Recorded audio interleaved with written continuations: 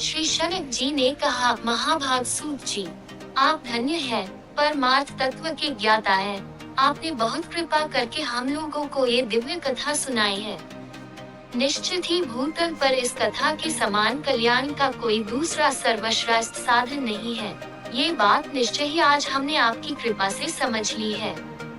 सूत जी, कलयुग में इन कथाओं के द्वारा कौन कौन से पापी शुद्ध होते हैं, उनका कृपा पूर्वक वर्णन कीजिए एवं इस जगत को कृतार्थ कीजिए। फिर सूत जी कहते हैं, मुने, जो मनुष्य पापी, दुराचारी, छल तथा काम क्रोध आदि में निरंतर लिप्त रहता है, वह मनुष्य भी शिव पुराण के श्रवण पाठन से शुद्ध हो जाते हैं। इसी विषय में जानकर मुनि इस प्राचीन इतिहास का उदाहरण दिया करते हैं, जिसके श्रवण मात्र से संपूर्ण पापों का नाश हो जाता है। प्राचीन काल की बात है, कहीं किरातों के नगर में एक देवराज नामक ब्राह्मण रहता था।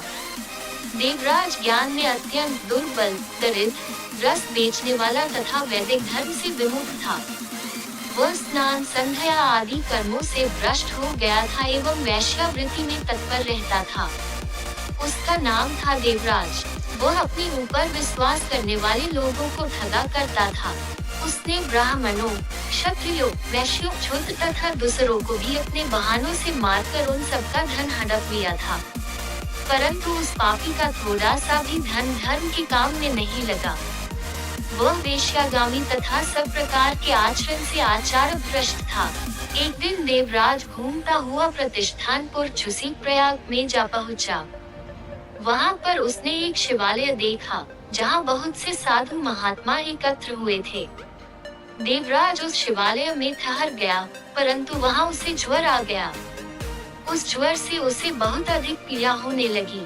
ज्वर में पड़ा हुआ वह प्रहरी के मुखारबिंद से निकली हुई उस शिव कथा को निरंतर सुनता रहा।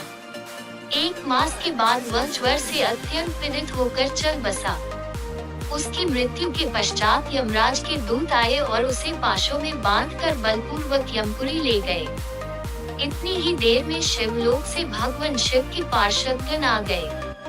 उनके गौरांग कर्पूर के समान उज्जवल थे, हाथ त्रिशूल से सुशोभित थे, उनके संपूर्ण अंग भस्म से चमक रहे थे तथा रुद्राक्ष की मालाएं उनके शरीर की शोभा बढ़ा रहे थे। वे सभी क्रोधपूर्वक यमपुरी गए और यमराज के दूतों को मारपीट कर बारंबार धमका कर उन्होंने देवराज को उनके चंगुल से छुड़ा लिया और अत्यंत अद्भुत विमान पर बैठा कर जब वे शिव दूत कैलाश जाने को उद्धत हुए, उस समय यमपुरी में भारी कोलाहल मच गया। उस कोलाहल को सुनकर धर्मराज अपने भवन से बाहर आए। साक्षात दूसरे रुद्रों के समान प्रतीत होने वाले उन चारों दूतों को देखकर धर्मज्ञ धर्मराज ने उनका विधिपूर्वक पूजन किया और अपनी ज्ञान दृष्टि से बस देखकर ही सारा वृतांत जान लिया। उन्होंने भय के कारण भगवान शिव के उन महात्मा दूतों से कोई बात नहीं पूछी, अपितु उन सब की पूजा एवं प्रार्थना की। तत्पश्चात वे शिव दूत कैलाश को चले गए और वहां पहुंचकर उन्होंने उस